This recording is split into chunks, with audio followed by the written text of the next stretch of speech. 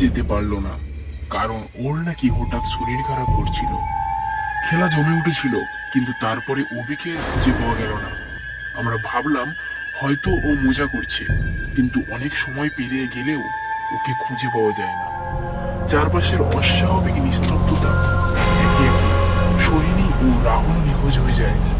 এখন শুধু আমি একাই রয়েছি, সম্পূর্ণ একা। সত্যি কি তাই? নমস্কার বন্ধুরা, আমাদের অদ্ভুত চ্যানেলে আপনাদের স্বাগত। শুরু হচ্ছে আমাদের চ্যানেলের নতুন ডকুমেন্টারি সিরিজ কে ওখানে, এর তৃতীয় পর্ব, যা আপনারা দেখতে পান প্রতি রবিবার ঠিক রাত্রি 8টায়। আমি, রাহুল, অভি, প্রিয়া আর সোহিনী, আমরা সবাই একই কলেজে পড়তাম। আমরা বেশ ক্লোজ ফ্রেন্ড ছিলাম। কলেজে ছুটি থাকলেই আমরা এদিক ওদিক ঘুরতে বেরিয়ে পড়তাম। একদিন কলেজ শেষে রাহুল বলল, ছুটি পড়েছে, এইবার তো কোথাও ঘুরতে যাওয়া দরকার। অভি মজা করে বলল, শহরের বাইরে গিয়ে একটু অ্যাডভেঞ্চার না করলে কি আর ছুটি কাটানো হয়? সোহিনী বলল, আমি তো গ্রামের দিকে যেতেই চাই। শান্ত পরিবেশ, রাতের কুয়াশা, উফ কি সুন্দর, তাই না? আমি এক মুহূর্তে চুপ করে বললাম, চলো আমার ঠাকুরদার গ্রামে যাই। তুমি যা চাইছো ওখানে সবই পাবে। ওখানে আবার একটা পুরনো রাজপ্রাসাদও রয়েছে। প্রিয়ার চোখ চকচক করে উঠল। রাজপ্রাসাদ? এটা তো দারুণ হবে, চলো আমরা ওখানেই যাব।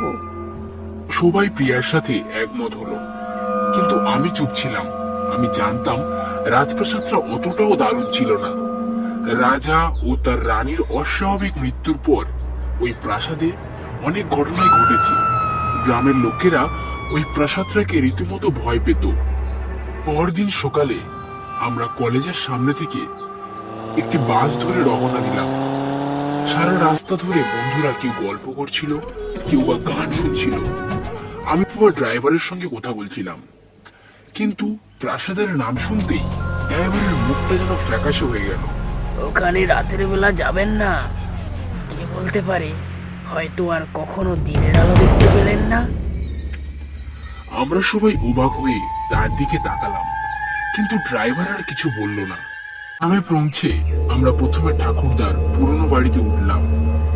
চারপাশে এক অদ্ভুত নিস্তব্ধতা। জঙ্গলের ফাঁক থেকে কিছুটা দূরে রাজপ্রাসাদের চূড়াটা দেখা যাচ্ছিল। সোহিনী কৌতূহলের সঙ্গে বলল, ওটাই কি সেই রাজপ্রাসাদ? ওখানেই আগে রাজা রানীরা বাস করত। মনে হচ্ছে যেন কিছু একটা অদ্ভুত শক্তি আমাদের ওখানে টানছে। আমি নিঃশব্দে মাথা নাড়লাম, কিন্তু আমার মনের মধ্যে তখনও ড্রাইভারের সেই কথাগুলো ঘুরপাক খাচ্ছিল। পরের দিন বিকালে আমরা সবাই রাজপ্রাসাদের উদ্দেশ্যে রওনা দিলাম। সেখানে পৌঁছে দেখি পুরনো ধুলো জমা একটা দীর্ঘ মহল, বিশাল কাঠের দরজা, আর চারিদিকে ঘন জঙ্গল ঢাকা। ভেতরে ঢুকলে কেমন হয়? প্রিয়ার মুখ থেকে হাসি উধাও হয়ে গেল। ভিতরে কিছু একটা আছে, আমার যেন কেমন লাগছে। হ্যাঁ ভাই, বাইরে থেকে দেখিছো, ভেতরে যাওয়ার দরকার নেই। প্রিয়া আমার দিকে তাকিয়ে একটু অদ্ভুত হাসি হাসলো। প্রায় সন্ধে হয়ে আসায় আমরা দাদুর বাড়িতে ফিরে আসি। রাতের খাবার খাওয়ার আগে আমরা সবাই বোর হচ্ছিলাম। এদিকে ফোনে নেটওয়ার্কও ছিল না। রাহুল বলল, চলো একটু মজা করি, লুকোচুরি খেলবে? হ্যাঁ হ্যাঁ, ওই ভুতুড়ে প্রাসাদে বেশ মজা হবে। সবাই রাজি হয়ে গেল, প্রিয়া ছাড়া, কারণ ওর হঠাৎ করেই নাকি শরীরটা খারাপ করছিল। আমরা সবাই বাড়িতে থেকে যেতেই চাইছিলাম, কিন্তু ও বলল, আমাকে নিয়ে এত চিন্তা করো না, তোমরা যাও, গিয়ে একটু আনন্দ করে এসো, না হলে আমার খুব খারাপ লাগবে। এখন ওখানে যাওয়াটা ঠিক হবে না। মনে নেই বাস ড্রাইভার কি বলেছিল? আমার কথা শুনে অভি বলল, ভয় পাচ্ছ?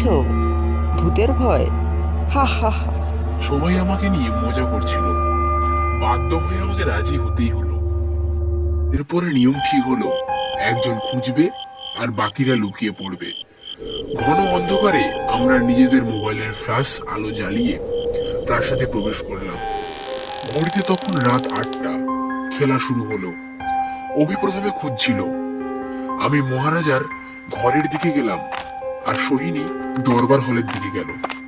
5 মিনিট 10 মিনিট খেলা জমে উঠেছিল, কিন্তু তারপরে অভিকে আর খুঁজে পাওয়া গেল না।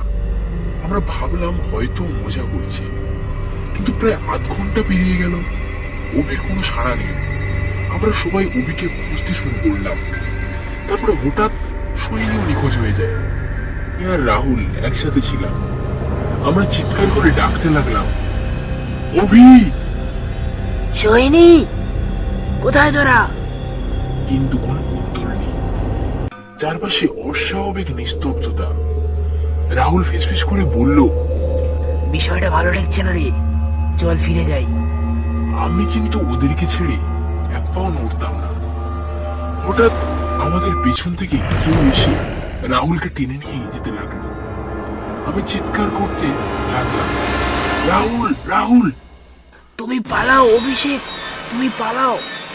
সে ক্রমশ অন্ধকারে অদৃশ্য হয়ে গেল। আমি দরজার দিকে এগোতেই হঠাৎ দরজা বন্ধ হয়ে গেল। আমার সামনে দাঁড়িয়ে আছে রাজা সেই আত্মা। তার চোখে মুখে প্রতিশোধের আগুন, কোমরে গোজা লম্বা একটা তলোয়ার। সে ভয়ঙ্কর স্বরে বলে উঠল, লুকোচুরি খেলবে আমার সাথে? আমি এদিক ওদিক দৌড়াতে শুরু করলাম। ওই রাজা তার তলোয়ার বের করে আমার পেছনে ধাওয়া করতে লাগলো। দৌড়াতে দৌড়াতে আমি একতলার একটা ঘরের ফাঁকা জানলার কাছে এসে পৌঁছালাম। রাজা তার তলোয়ার নিয়ে আমার দিকে এগিয়ে আসছিল। এমন সময় কি করব বুঝতে না পেরে আমি ওই জানলা দিয়ে লাফ দিই। হঠাৎ শুনতে পাই, অভিষেক! এতটা উপর থেকে পড়ার পর আমি অজ্ঞান হয়ে যাই। কতক্ষণ ওখানে পড়েছিলাম বলতে পারবো না। এরপরে কেউ আমার মুখে জলের ছিটা দিয়ে আমার জ্ঞান ফেরায়। চোখ মেলে দেখি প্রিয়া সহ আমার সমস্ত বন্ধুরাই ওখানে দাঁড়িয়ে রয়েছে, সাথে ওই রাজাটিও রয়েছে। আমি ভয় চিৎকার করে উঠি। এমন সময় ওই রাজা বলে ওঠে, ভয় পেও না অভিষেক, আমি অভি, তোমার বন্ধু। আমি অবাক হয়ে যাই এবং বলি, তার মানে এতক্ষণ তোমরা সবাই মিলে আমাকে ভয় দেখাচ্ছিলে? কিন্তু আমরা তো শুধু প্ল্যান করেছিলাম। তাহলে তাহলে ওই রাজা কি? আমরা প্ল্যান বলে দৌড়ে দাদুর বাড়ির দিকে ফিরে আসি এবং ঠিক করি আর কোনোদিন ওই প্রাসাদে যাব না। ও আজকের গল্পটা তোমাদের কেমন লেগেছে অবশ্যই কমেন্ট করে জানিও এবং চ্যানেলটিকে সাবস্ক্রাইব করে পাশে থাকা বেল আইকনটি প্রেস করে দিও, যাতে পরবর্তী রবিবার ঠিক রাত্রি 8টায় আমি তোমাদের নতুন একটি গল্প উপহার দিতে পারি। দেখা হচ্ছে পরবর্তী রবিবার। নমস্কার।